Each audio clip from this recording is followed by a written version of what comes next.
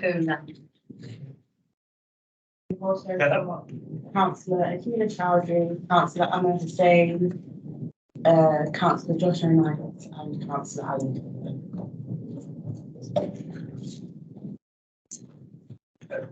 Chair, if I could just inform yourself and the committee that obviously with those apologies, the meeting is formally quorate.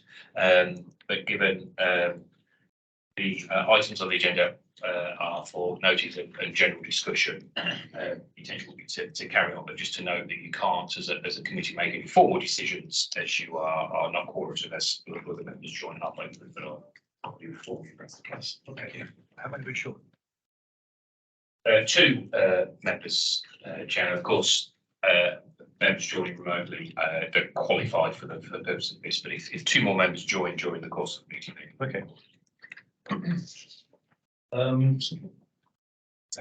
At our group meeting, we had a discussion about attendance, and it was agreed that the Vice Chair and I invite to the leaders of respective authorities to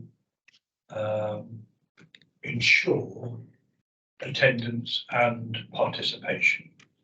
I think we all feel it's vitally important for CUTIP that members do attend this new committee, and to find ourselves in quorate is not. That's the host. Thank you very much. As I flagged up at the last meeting, and I know the date was set, that this is half term, and that might have an impact on why this meeting is incorrect. And I think we agreed at the last meeting that in the future, such committee meetings, as far as possible, will not take place in school holidays, which might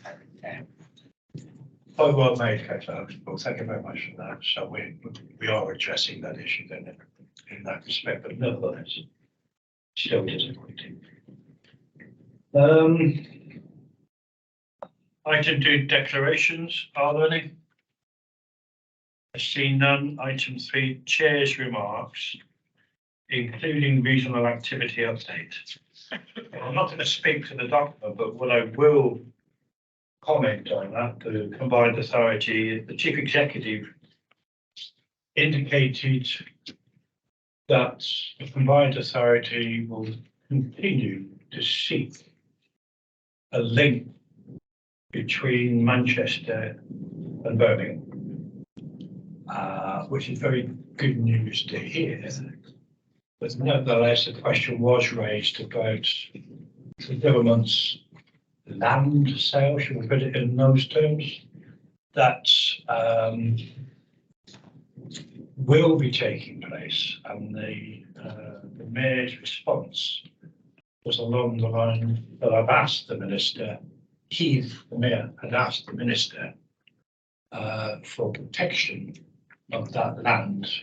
I'm not sure if that assurance was given to the Mayor, but the Mayor is seeking that protection, which I think is vitally important.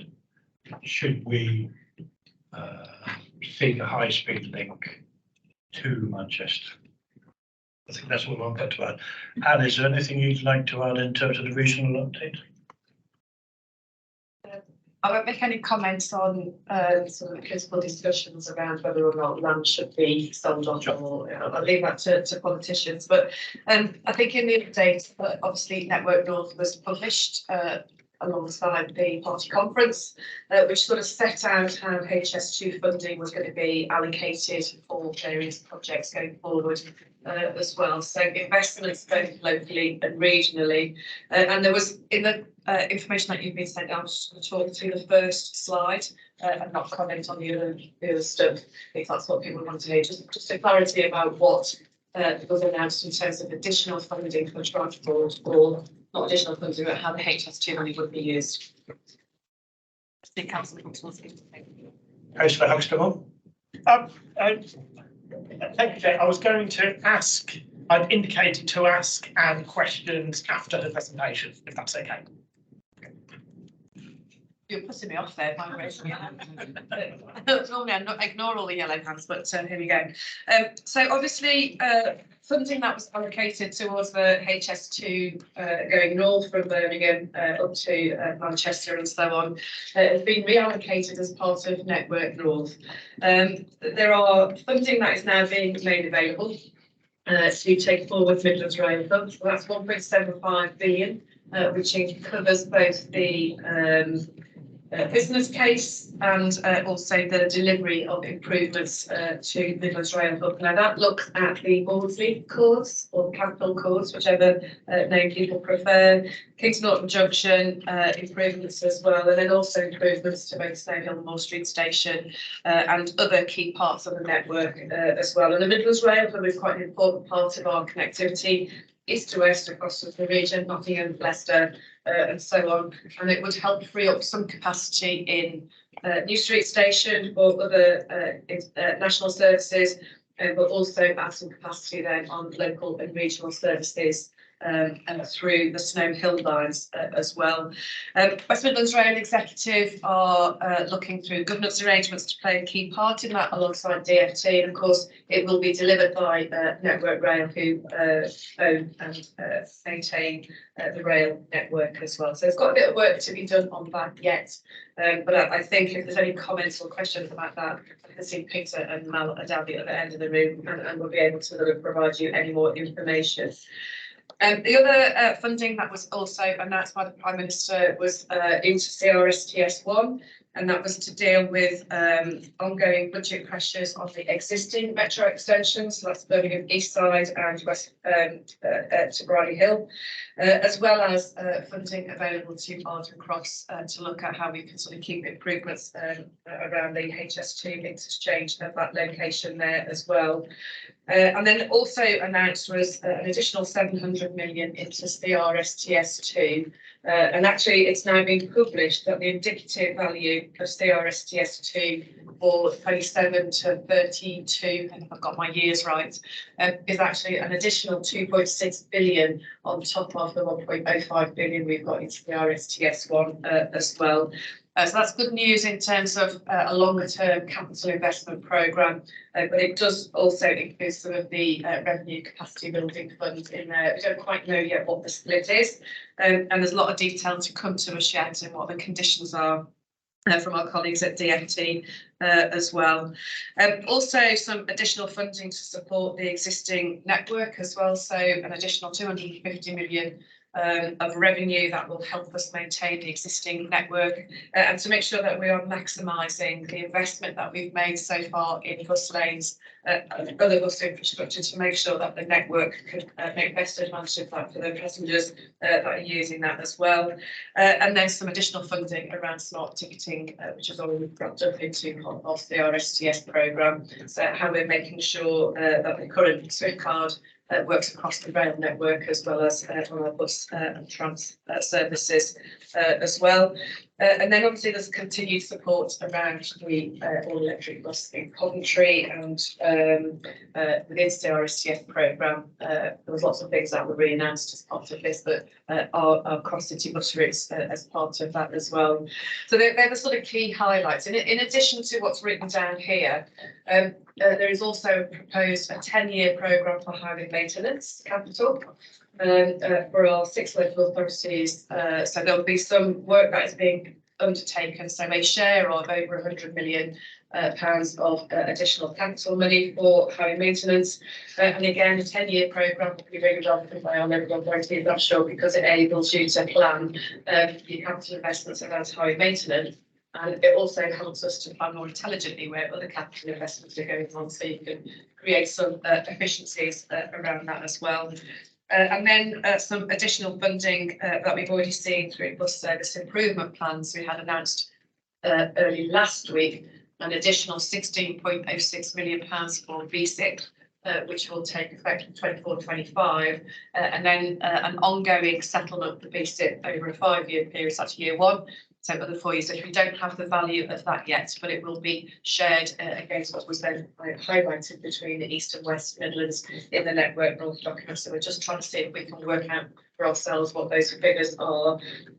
As I said, a lot of the funding, we're trying to work through detail with DFT. What this means, what are the terms and conditions that will come with all of that? Will there be grant letters, etc., and how we accept that funding into our programmes? But this is mostly capital. So I will just make that, this is mostly capital money that is coming in to make sure that we're doing the right investments across the transport system, but it doesn't necessarily cover, other than in the basic terms, is ongoing revenue. Thank you. Any questions, any comments, Tim? Thank you very much. I was going to mention in terms of regional activity, the basic additional funding of £16 million plus, which I think we should very much welcome here to the West Midlands.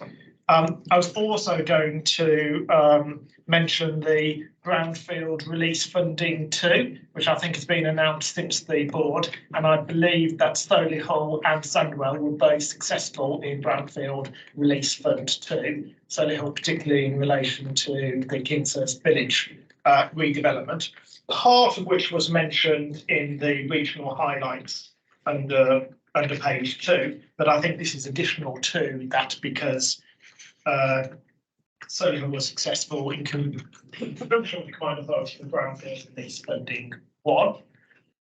So I think it brings it up totally to 2.86 million in over both chances for Kingshurst, which is very much to be welcomed. In terms of the Midland Rail Hub that Anne mentioned, that will form the key part of the next rail sprint and Metro Meg at our meeting in November. But just on that, I'm sure you'd agree with me, Chair, Tom Painter, who can't be with us today, I think we should congratulate him on the birth of his daughter because he is on paternity leave. And I know that Toby is taking over his duties while he is on maternity leave in relation to the Midlands Rail Hub, but I think we should send out congratulations. Yeah. Well, thanks for raising that, Councillor. Actually, wasn't aware, but yes, of course. Any further comment, Councillor Harley? Can I ask how real this money is, given that it's a reapplication of HS2 money?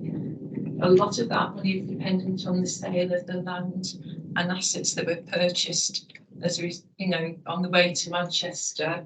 We have a Metro Mayor who said that he would like the land and assets not to be sold off because we need that corridor to Manchester from the West Midlands. How real is that money?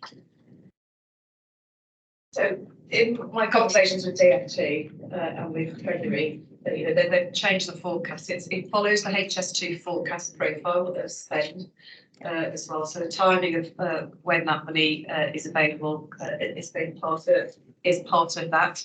I think the things that are happening in the next year or 2 years, I think that is fairly real. So the money that's been allocated has already been announced, and we've had some letters come to us already around some of those.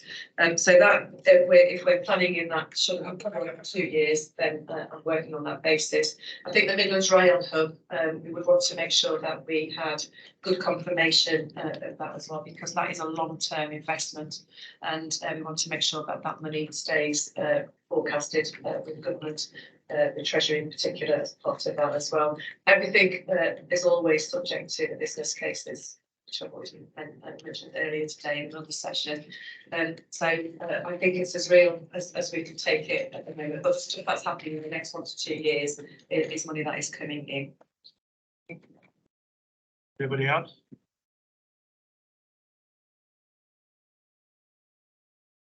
I guess we're noting that item. So the next item on the agenda are the minutes. Before we consider the minutes, can I just ask? I did raise with the Combined Authority the meeting before last about non-constituent members. We value the input that Emma offers, and my understanding is we're 3 non-constituent members short. Have they responded to the request to send members? So you're correct, Chair, in what you say. So there should be 4 non-constituent representatives on this committee this year. If we have one, the 3 other authorities haven't made an appointment. So we've chased them or spoke to officers there to remind them that there is a vacancy, and we're very much welcome their appointment. We haven't had any names forthcoming, but they have had assurances that they will take that through their normal full council process to make appointments. So hopefully next week, by the next meeting, that full council meeting will be held and appointments will be made. Okay. So item 4 then, the minutes of 4th of September 23, including the action log, which I'm seeking to find now. Yeah, okay. So looking at the action log, these are ongoing. Will there be, can we look to have an approximate closure date on them, on these, so that they're not open-ended? Yeah, we can create another column and put that. Okay, Robert. Thank you. Just 2 points. One on the minutes, I'd ask if we can make a correction. So under 22, any other business, it's got council act after president committee receives an update on the ticket office closures. But that was myself who raised that. And so if we have the minutes amended to reflect that. And then the other aspect is you might well have seconded it. I'm happy for the minutes to reflect that. The other is on the action log. It doesn't matter in a practical sense for this meeting because we've got the update on this meeting anyway. It wasn't actually recorded on the action log. We probably should just, for best practice, record things on the action log, even to close that item. Yep. Okay. Thanks for that. Any other comments? Tim? Thank you very much. On page 14, paragraph 2, and said that the work on the transport corridors was being conducted with local authorities to establish this, and revised process program would be shared imminently. Could Anne please give us an update as to when it would be shared? Thank you.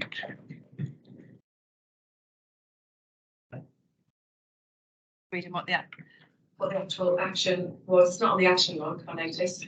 That's not my problem. That's on that one.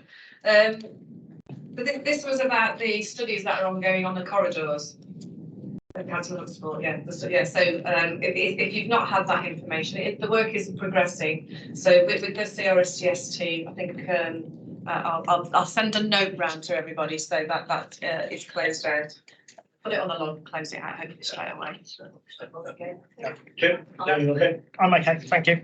So with the addition to the action log, have we agreed on the minutes? Item 5, rail ticket office closures. We've got Tom then. Who's going to be leading? Thank you, Chair. It's going to be me. So hello and good afternoon. So I haven't met the committee before, but I'm Maldry Rose, Executive Director for West Midland Rail Executive and Director of Rail for Transport for West Midlands. So yes, thank you. But best wishes for Tom, and I'll pass those on as well. Thank you, Councillor Huxtable. And yes, Tom would be delivering this item had he be here, so I'm doing it on his behalf. Although Tom is part of our team. So what I'm going to do, rather than go through the paper in detail, I picked out some key points for the committee that I'll bring to your attention. And obviously take any questions that you may have. So this is an update, obviously, for where we are with the wider consultation and the next steps, which I request that was asked of us. So I just want to recap though before I do that to just remind us all where we've come from. So the consultations commenced on the 5th of July and impacted 13 DfT contracted train operators. And that for us in the West Midlands, that includes Chiltern, Avanti and West Midlands trains, but did not include those who are not contracted to the Department for Transport. So for example, Transport for Wales are not involved in this consultation. They clearly would be impacted by the stations that they serve. That gives you an example of the context. The consultation period was extended by 5 weeks, if you recall.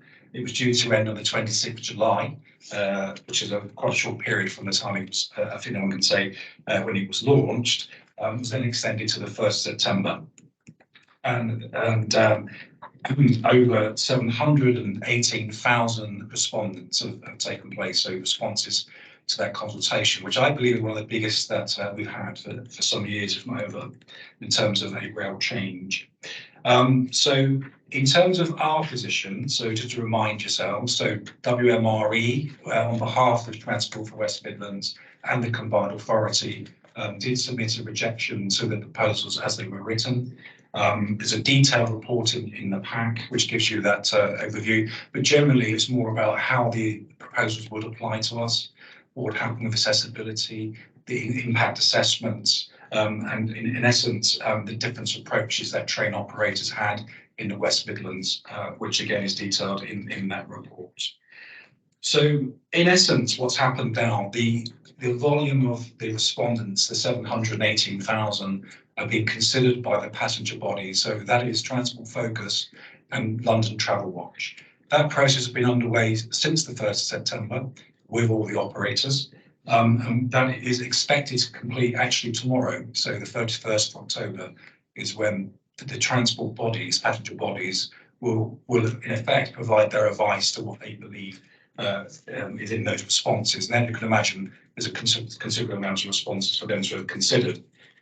So we do expect them to be published quite soon after tomorrow. We can't give you an exact time when that may be, and it may not be for all operators, but it will be per station, but under each operator.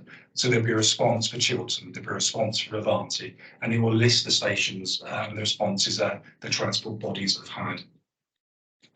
What takes place next following this? So there'll be a publication, as I just said, by the transport, the passenger bodies.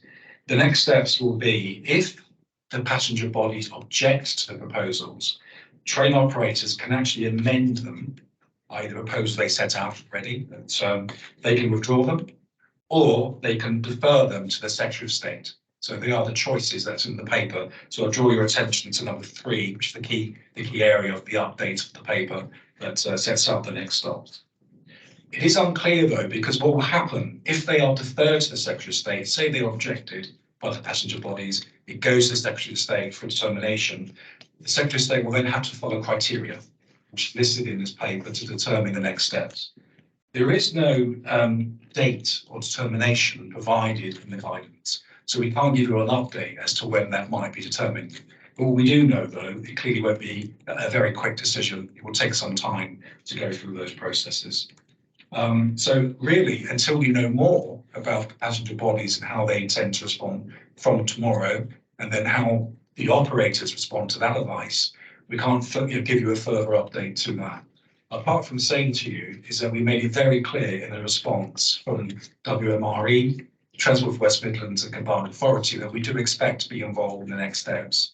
I think if you read our response, you will see that we didn't believe that we had sufficient involvement in the proposals. And I think that, Chair, that's my update. Thank you very much. Can I raise a procedural point? Please do. Thank you. In our agendas, the paper is put not for publication. It's at the top of each of the papers in terms of the West Midlands Executive. Could we confirm that is not accurate and therefore can be discussed in a public meeting? Thank you, Chair. Mr. Essex. Yeah, thank you, Chair, and thank you, Councillor. It's a little bit unusual, this report, in that the appendices that are marked private and confidential are private and confidential, so haven't been published on our website or for members of the public. The covering report itself is public and that's had full circulation. So the thinking was that the appendices provide context to the main covering report. But if you as a committee wanted to ask specific questions on the detail of the appendices that required an answer, then the committee would need to move into private session to do that. But it may be that you can ask general questions or not questions specific to the appendices, in which case you wouldn't need to move to private. But the intention was to have as much information there as is possible in the public domain, but recognising that there are 2 appendices that contain private information and are labelled such on the agenda. No. That's helpful. Thank you. Yes, but it does raise issues, not least of which the whole agenda is a public document. Is it not? So the whole agenda, apart from those pages that are private, are public. So it's made publicly available on our website, and the pages, the two appendices, won't be included in the pack. Gotcha. So whilst members will have received it, the full package you have in front of you, the members of the public won't have had those two confidential papers, which is why if you want to discuss them in detail, you would need to move into private, but it may be that you can have a full debate to this without this. You can do that. Okay, thank you very much. Okay, so it's full discussion now. Robert. Thank you. And thank you for bringing this report. And I have to say, the appendices, I certainly agree with much of what's in here about the comments that have been submitted. I think that's very welcome. You touched on in the introduction about the over 700,000 comments to the consultation, which is an astonishing number, although I don't think surprising to many elected members around the table who will know the strength of the feeling out there. Certainly in my area, myself and my ward colleague councillor Gareth Moore have been raising concerns around the Cross City line impact, particularly in the north of Birmingham around Chester Road and Odenton train stations. Have seen a lot of concern from local train users about the impact it's been having. I know that's replicated in the south of the city where Gareth Sambrook MP's raised concerns. I know other councillors like Councillor Lockhart as well about the impact there. And indeed, Councillor Joshua Nines, who can't be here today, I know has been involved with community campaigns, British Army and James Johnson, about the impacts at Alton and Shirley train stations, where there's been a huge response from local residents concerned.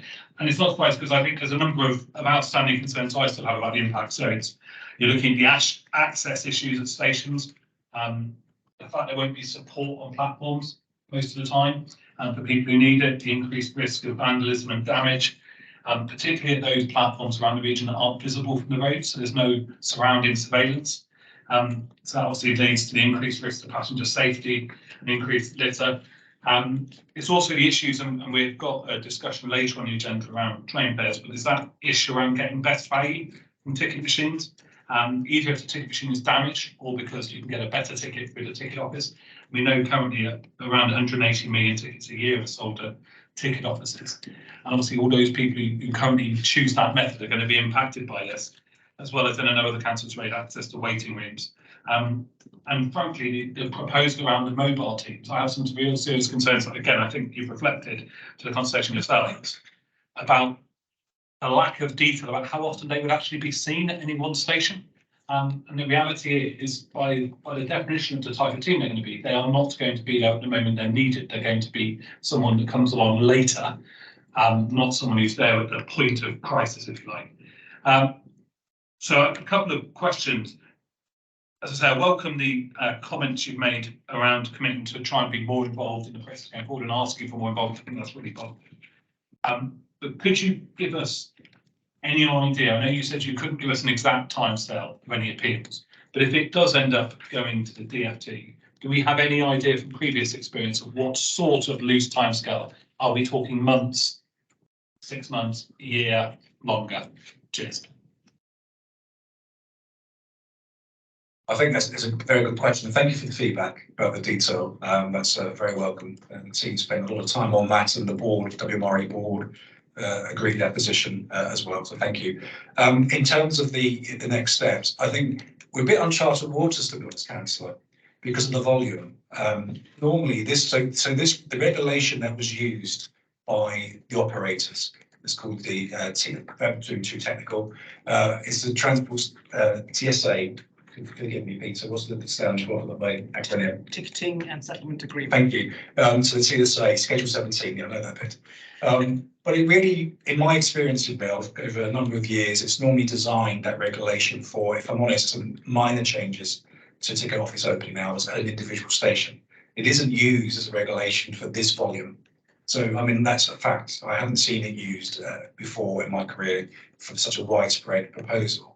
So I'm not answering your question directly because I don't exactly know, because I think we're in our charter of waters. What I can commit to you to do is that we'll be watching very, very closely, one, how the transport bodies, the passenger bodies publish their responses. So people will obviously give us an indication of direction, and then how we will work then with the department in terms of the next steps and the rail delivery group. And that's contained within our response, as you can see. We absolutely need that involvement, and I think that's where we intend to go. But I think, yeah, the volume, I hear it every day, is, it's a lot of concern about this, this proposal, which I think you share, which is in the report. Just one follow-up, thank you, Chair. Can I just ask, perhaps, given that sort of bit open-ended, that when all the consultations have been published and we have a timeline, perhaps we have a further update before back to the committee. Thank you. Yeah, absolutely fine. Thank you. Pushing out an open floor here. Mr. Hires and then Councillor. Chair, I'd like to share, if I can, our experience at Wolverhampton bus station, where we had a travel shop where you could go and get advice and sort out tickets, which was closed in favour of having a roaming team of people on the bus station so that you could go up to these people and ask them for advice about purchasing tickets. We are now several months into that, and I can say that never once since the very first time of me going into the bus station twice a week have I been able to spot someone that I could ask, because they seem to have evaporated. They seem to have disappeared. In fact, no, can't be one time that I've actually seen them, people that I could ask and find out more information from. So when we accept any trial of alternatives or anything like that, we need to make sure that guarantees are in place that those alternatives stay there and aren't just an opportunity to cut costs further, because we've lost the travel shop. It's still there to let, and we appear to have lost people that should be advising passengers, supporting them on their ticket purchase journeys. Thanks, Councillor Hyatt. Mr. Haynes wishes to come in at this point. Yeah, thank you, Councillor Hyatt. I'll ask Sarah Jones, who manages the bus stations team, to get in contact with you, because those teams are there and we're seeing has been affected. But Can I say, I've actively tried to find them, and the nearest that I came was the person that manages the whole of the depot, chatting to two cleaning people that were chopped up round the corner, and my husband thought I got lost. They're not visible, they're not easily seen. I came through this morning and they weren't to be seen anywhere first thing this morning either when I got my bus here. absolutely understood, and it needs to be done better. And I'll ask Sarah Jones to get in contact with you to explain exactly what we're doing to those teams. Councillor Marshall and then Councillor Hope. Thank you, Chair. It was actually kind of building on Robert's points about antisocial behaviour and security and safety on the platforms. And I want to urge you in any future impact that we can possibly have, that you are really strong on this. Now, we know that unfortunately gangs are using the railways. We know that for a fact. I come from Redditch, and unfortunately a gang got on the train in Birmingham, came to Redditch and murdered Ian Kirwell in Redditch, and that has absolutely shook our town. And of course that's a family which has been destroyed by this. So I want to make sure that you have that message as well from us from Redditch, and saying, please, it is so important that we have the security put first. And if we haven't got that visibility, then it's so much easier for antisocial behaviour and criminals to therefore prosper on these networks. Thank you. Councillor Huxtable. Thank you very much, Chair. The briefing we had this morning, I mentioned my journey in today. Unfortunately, the ticket office wasn't manned at Yardley Wood Railway Station, and I use this as an illustrative example at all. Because the waiting room, therefore, was closed, so there was nowhere for anyone, because one of the functions of the person is to open the waiting room. There's no one to report that the real-time information wasn't working on the railway station platforms at Yardley Wood. And there's no one there to actually say anything about the lighting in the park and ride, which wasn't working as well. And it's not just that they are selling tickets behind the screen, it's about all those other functions that happen in or around the railway station, connected with the operation of the railway, which don't happen if the eyes and the ears aren't actually physically there. And as I say, I use this as an illustrative example, and I'm sure other members could talk about their local railway stations, but this is why having staff, not necessarily selling tickets, but having staff permanently based at these railway stations is absolutely crucial to act as those eyes and ears for those functions I've talked about. Thank you, Chairman. Councillor Stanley, and then Councillor Actor. Yeah, well, it's just to confirm what Councillor Huxtable said. It happens to me on a regular basis at a station called Dudley Port. It's a very small station there. Unless there's a ticket operative there, then the writing room is locked up. Now, this is poor area for when it's pouring down the rain, because you don't know where to shelter unless that facility is there for you. But the other thing that concerns me about this report is a loss of revenue, because there's a lot of invasion going on out there, and we need to be seen keeping control of it. And I'll give a quick example, if I may. I was on a train in New Street quite recently. Unfortunately, broke down on the platform 5. He couldn't move out, but the guard had made some announcements because he was a bit fed up with people not paying, and he said, and these are his words, will be a ticket inspection. If you haven't got one or a pass, you'll be thrown off. I mean, he was a bit blunt with it, but I agree with the point he was trying to make. Now, there was 4 young people sat opposite me, panicking on the mobile phones to buy tickets. I did have the audacity to ask where they were going to, and they said we're going to Wolverhampton. And I said, we live in Wolverhampton. I said, no, we live in Coastly, but if we go to Wolverhampton, the barriers are closed, we'll have to pay. If we get up at Coastly, nobody takes any notice. Councillor Actor. Chair, I mean, obviously, as my colleagues said, this proposal is bad for customers, bad for employees, bad for business, and not very good for safety and security.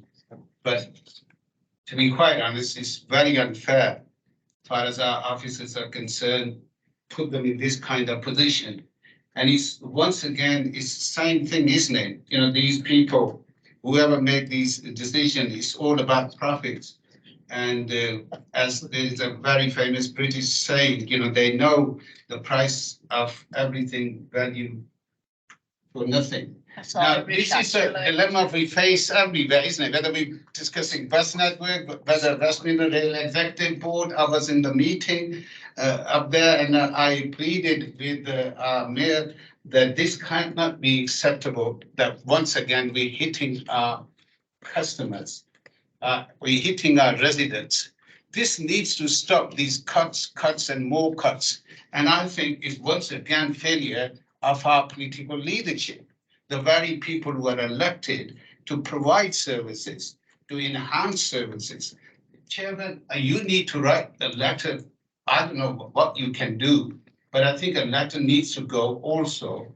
Yes, we had a massive consultation, and you can see the frustration of people. But I'm sure you can write something to someone. This needs to stop somewhere.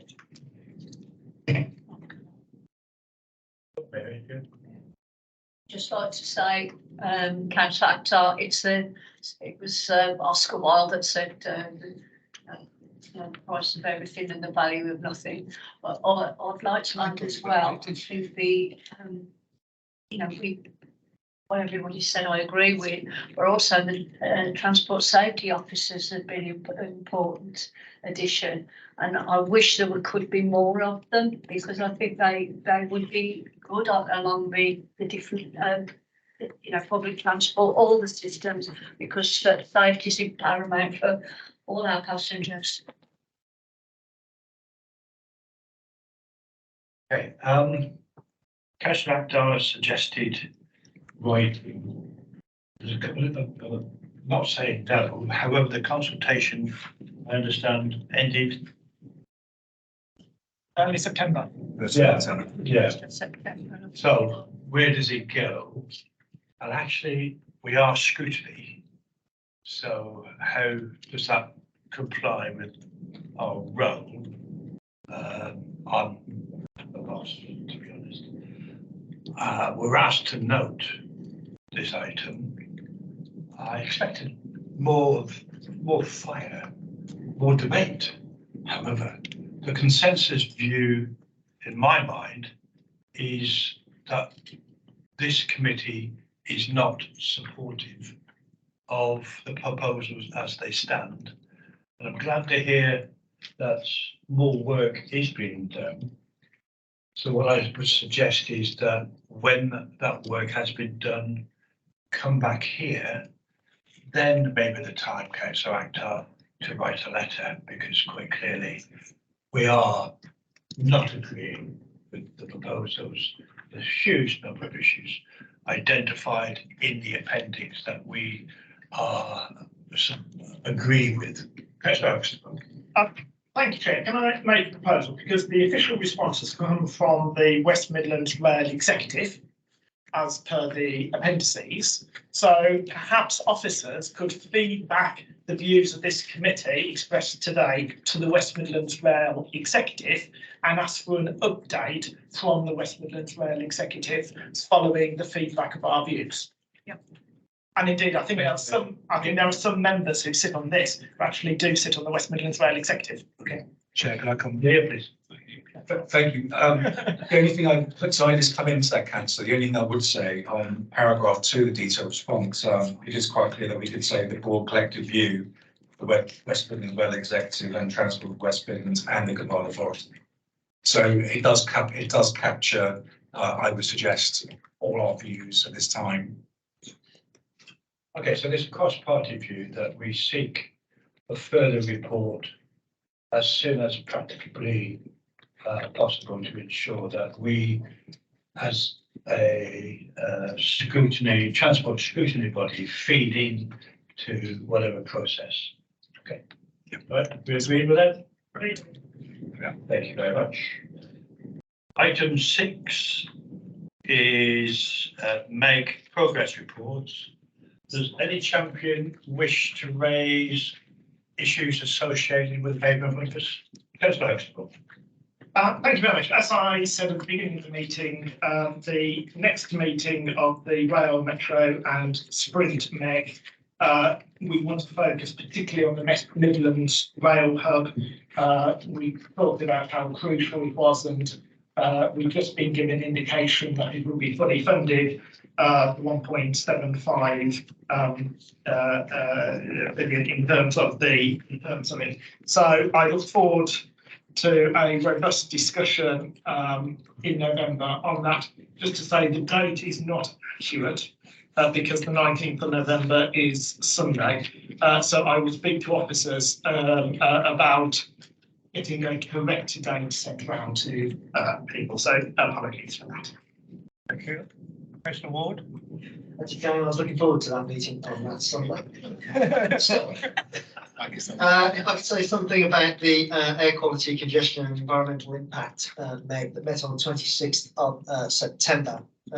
We consider a report reviewing the current West Midlands Local Authority approaches and priorities for improving air quality across the region. We also received a presentation from the WMCA Environment team on the draft Regional Air Quality Framework Implementation Plan. That plan sets out priorities for regional work over the next 2 years. The committee itself noted that the national UK air quality targets have predominantly been established in order to accommodate the challenges faced by London in meeting them, rather than here in the West Midlands are setting targets that are relevant to the people that live here and the air quality issues that pertain in this area. So after a discussion, we agreed that we'd make a recommendation to this committee that this committee sends a recommendation to the Combined Authority Board at its next meeting when it considers this plan. And that recommendation reads as follows.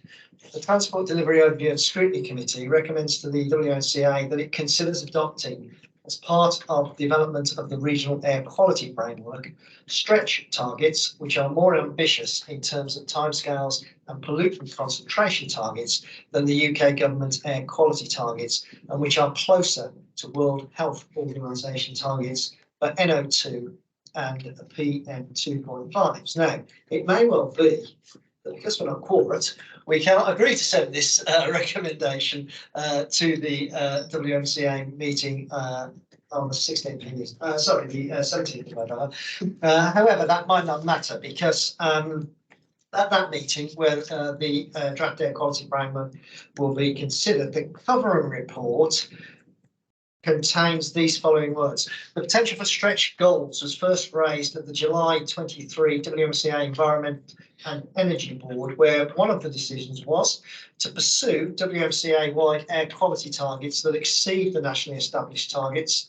Following on from this decision, more ambitious targets were discussed with the Transport Delivery Committee, Air Quality, Congestion and Environmental Sustainability Member Engagement Group. The MEG highlighted the importance of maintaining air quality as a high policy priority, even where legal levels for pollution had now been met. The MEG recommended the Transport Delivery OS Committee recommend to the WMCA board. Following it then repeats that recommendation. So it looks very much to me that whatever we do here, because we are in court, this recommendation is going to go before the WMCA board on the 17th of November. And I do think, thank the members of this particular MEG and indeed those others who attended this particular meeting for their time and consideration of this issue, because I do think this is a recommendation that the CA should adopt, given that the targets are very, very easily going to be met as they currently stand. Thank you, Councillor Ward, and thank you for the work you've done in driving this as well. Councillor Hyatt. I was chair of the passengers first, passenger meeting, and we were lucky to have with us two additional observers, Councillor Stanley and Councillor Fina, who provided very valuable contributions. So can I reiterate an invitation that all councillors are welcome to come to the passengers first. We all represent the views of our residents who are using the passengers, and passengers are at the heart of what we do. So even if you can't make the MEG, you are very welcome to email your comments through. Now, one of the points raised with it was that in many cases, while the bus capacity is increased, the number of buses running is actually decreased. That means that individual routes might be more profitable, but overall, it does need to be said clearly, and it isn't quite as clear as it might be in the paragraph, that costs for bus operators have increased. For our second petition, I have to commend Richard Hardman for his obvious sympathy with passengers. And what we've brought to our attention, the extremely poor service delivered by Diamond. Can I ask that every councillor lets us know if their residents are having problems with the bus provision by Diamond Bus Service? Because it's coming into my post box quite regularly now, comments about Diamond Bus Services not being as good as they could be. And it's valuable information that the officers need to know, really, about how the Diamond Bus Service is for residents, it's for passengers. Now, a red flag was also been raised by passengers about the Ring and Ride service, which we discovered, and we will hear more about as things progress. The strategic committee is already looking at. We did ask if there was an opportunity for lessons learned, but I'd like to update the TDOS committee that we discovered that as a result of the retendering process taking place, there has been an in-depth exploration of lessons learned. That has already taken place, so there wouldn't really need to be any further investigation at this moment in time, it would seem. However, I think we do need to note that we haven't yet had an update on Coventry's merger with Oregon Wide and provision, which hopefully will be bringing to TDOS. Yes, you don't, but which hopefully will be coming up in future TDOS meetings. Yeah. Or if not, Thank you, that Councillor Hyde. to our make. Thank you very much. Councillor Stanley. Thank you, Mr. Chairman. Just to reiterate the comments made by Councillor Hyde, it was a very interesting meeting. A colleague of mine was there from Dudley on the chief officer of one of the diamond services. I'm constantly ringing office and speaking to officers about the poor service we receive. In fact, I'm going to speak to Mr. Hayes before I leave today and give him the details of the bus to Diamond running about last Saturday with just Diamond bus on and nobody knew where it was going or where to be. It is a disgrace to us. It lets us down really badly as a supplier of the bus service in the West Midlands. To have an operator of such a low quality, it doesn't give us a very good name indeed. So I do agree with what Councillor Hyde has said. I'm tied up with my Meg, to be perfectly truthful, with passenger safety, so it's very useful for us to attend one another's meetings because a lot of information we can share with passengers' views and where we can be helpful. We're going through the new programme with Kelly Brakeman about the overall programme between, I think, this year and 2030 of the road safety programme we've got in hand. It's all very interesting stuff, and a lot of these megs do tie in with one another, to be perfectly truthful. And I do my very, very best to attend as many as I possibly can. If I can't get it, I usually do it on Teams, so I take a very keen interest in it. But I must, while this opportunity has arisen, say that we are being sadly led down by Diamond Bus Service. It's not doing us any good in the West Midlands when we well, such a low quality service. It's something unacceptable, Mr. Chairman. Okay. Councillor Marshall. Thank you, Chair. I was just thinking that in light of findings from my colleagues, would it be within our gift to invite the managers and directors from Diamond Bus and perhaps any other bus operators as well to come and actually meet us here for our scrutiny panel so we can talk to them directly?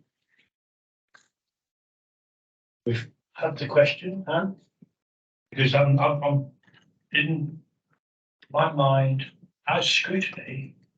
The answer is no, but we are still delivery because we're transport delivery and scrutiny. So I'm looking. John's put his hand up. Yeah, I'm happy to. So a few things. So we have in the past had attendance from bus operators. Appreciate previously TDC, but they attended a members briefing. So it wasn't part of TDOSC. It was a members briefing in the morning. So unless Dan tells me otherwise, suggest that might be appropriate rather than inviting them to this session. Their members can attend. And they'll sure that they will seek to do that. And Councillor Hyde, the point you raised, yeah, we can bring a lessons learned back on the findings of the DLT service in Coventry. Time is right to do that, probably for the November meeting of the passengers first. We need to make some decisions on that from April onwards. And also, I think there was it's not on here, but we also said that we needed to bring a paper back on the future of bus funding in the West Midlands as well. So I think we need to bring that back in December if that's okay. So we'll put those on the form. Okay, if you get the message about my provision. If you say there's a paper coming in general in December, why don't we have something in the morning as part of our morning briefing to take on the process point you raised on? Okay, we'll deal with it in that way too. Thank you very much. Just picking up on Councillor Marshall's point, of course, we do have the Bus Alliance. Yeah. I will declare an interest as a member of that Bus Alliance group.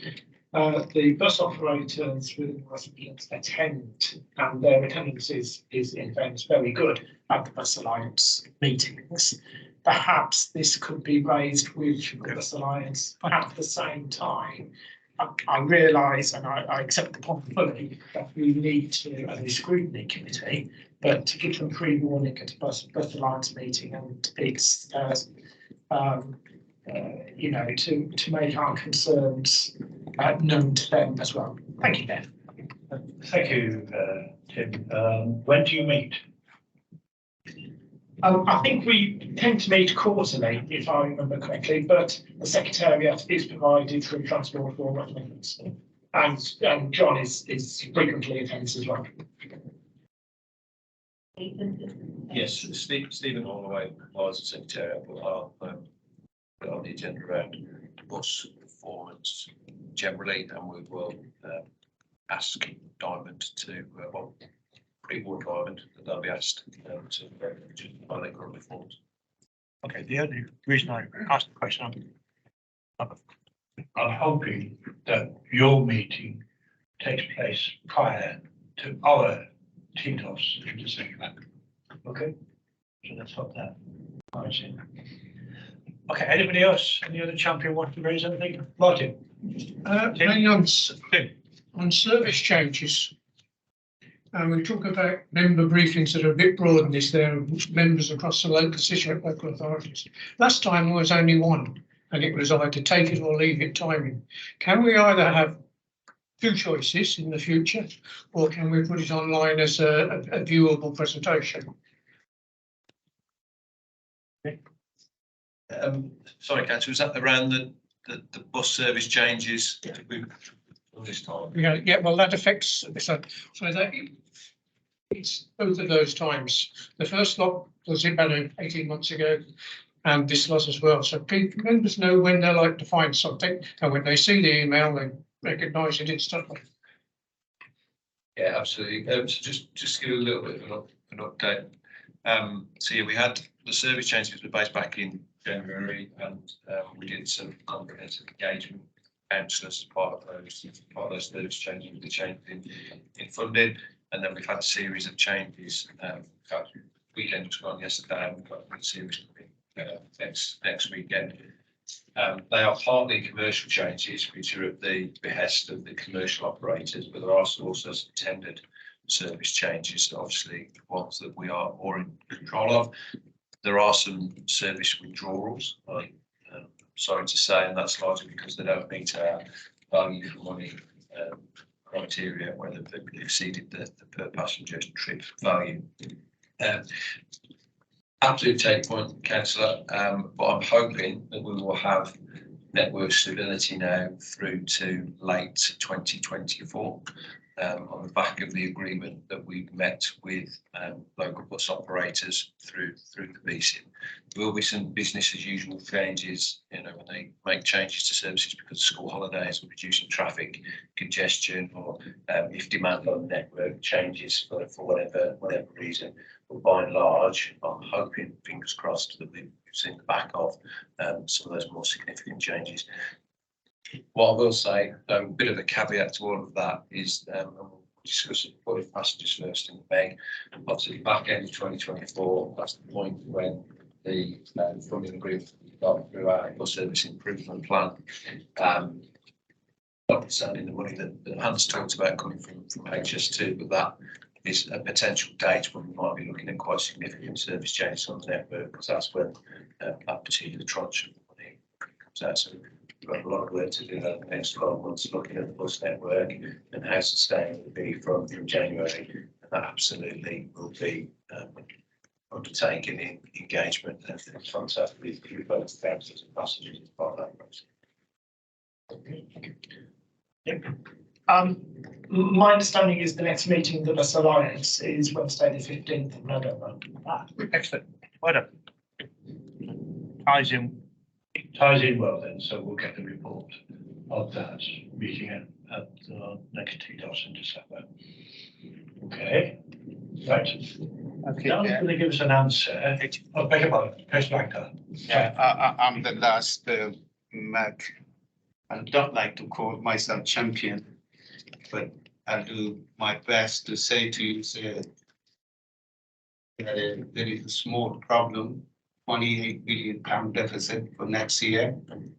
And what John said, that they got the relief for 1 year by spending 40 million of BSIP money, which was repurposed. And I made it very clear before to our league member, and I'm exhausted.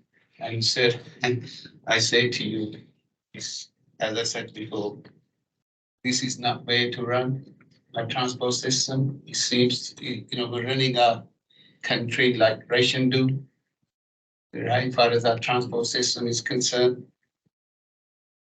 I mean, just imagine, Mr. Chairman, if we have transport system properly funded, we don't have these gaps, don't have these sleepless nights, thinking, where is the money going to come from? And then we take and basic money. It seems the government gives us with one hand, then we have private sector friends who take it back from us with both hands. So it seems just corruption to me. Because this system, as I said before, this deregulated system needs to end. I mean, we had enhanced partnership, and our officers spent so many years bringing that into force, getting the operators and the city council and Transport West Midland agreeing, and we haven't seen any advantage. What advantage have we seen? The operators given notice that pay us the money, they got us over the barrel, otherwise 1/3 of network will be gone. And we never had proper consultation. So it seems, we got to raise the voices. It's not good enough just, Mr. Chairman, we are, have a great honor and privilege to be here and to be elected, but we're not doing our job. We're not doing our job. We are the guardians of the taxpayers' money. So why is it that, we're not making a fuss or not kicking up and raising our voices publicly and without, abasement of our leadership? And you are in a privileged position, sir. I would request you to use your power and position and say enough is enough. We can't do it. We can't just provide a service to our customers when the government is giving us money, as I said, and then passing on to the private sector. If these operators can't run the network, then we have to do something. We have to find a way to say, no, not acceptable. I disagree. I mean, in the past, we've looked at for example, the quality of the buses that come into the West Midlands, and we want the best standard that is possible. And I think 95% of the time we are successful. One operator has been identified as not reaching that standard, and we've got a proposal to put that operator under the microscope, if you like, and to understand why they are offering the service that they are, that we believe is not up to scratch, and what are they going to do to ensure that they do meet the standard that we expect in the West Midlands. We've identified one operating company. There will be more, but we need to know who they are and what services they offer. So, colleagues, if you've got concerns about an operator in your area, let us know. We'll take it forward in that way to do the best we possibly can, as Councillor Akhtar has indicated, to deliver the best possible quality of service to the West Midlands. Okay, are we content with that? We've got a recommendation that is outlined on page 43. In fact, there are recommendations throughout. That you're going to give us a way forward as to how to deal with it. Thank you, Chair. Yes, and as Council said, it appears to have made it to the MCA board report. Anyway, it was to reassure the committee. I think it's still valuable for you to, I assume from what I'm hearing, to endorse that recommendation of the air quality MEG. Notwithstanding being not quorum, and just procedurally, of course, it will be for the WMCA board to make the decision. So you're giving your view of scrutiny. So I think it's valuable to give that view, and then obviously that will be included in the board report on the 17th of November, and it will be informally for the main board to make that decision whether to include it. Okay, Councillor Wood. Okay, there are a number of recommendations throughout the document, so we'll take it as read as the same applies. So, okay, then we'll move forward. So we're into the work programme, and Dan will pick this item up. Yeah, thank you, Chair. So it's essentially there for information, and obviously at the Q&A session this morning, there were a number of additional work plan areas that were identified for this committee going forward. So we will update and reflect the work plan accordingly. Other than that, it's well, both your own committees work programs for noting, and then the board plan, the WMCA board again is there for information. Happy to answer any questions if needed. Okay. We had a discussion about this at our group meeting. One of the issues that arises is the combined authority work programme and our work programme aren't coordinated to the best effect, so that we're actually getting reports after combined authority, and that needs to be sorted. The other point is we have a huge programme of work identified on these 2 pages anyway, and we are seeking to put more work on the work programme. We simply don't have the time to do it in those dates identified, so the committee will have to acknowledge that there will be more Mondays required in order to deal with the work programme that is developing. Okay, so we need to note that. Any other comments? Basically, this item is for noting. I see none. Okay, then we're into the item 8. Exclusion of the public and the press, because we have items in piping. So are we agreed? Yeah. Great. So we're now moving into the private. Okay. So 2 members. Yeah. Yes. Thank you very much. And thank Gentlemen, good to see you.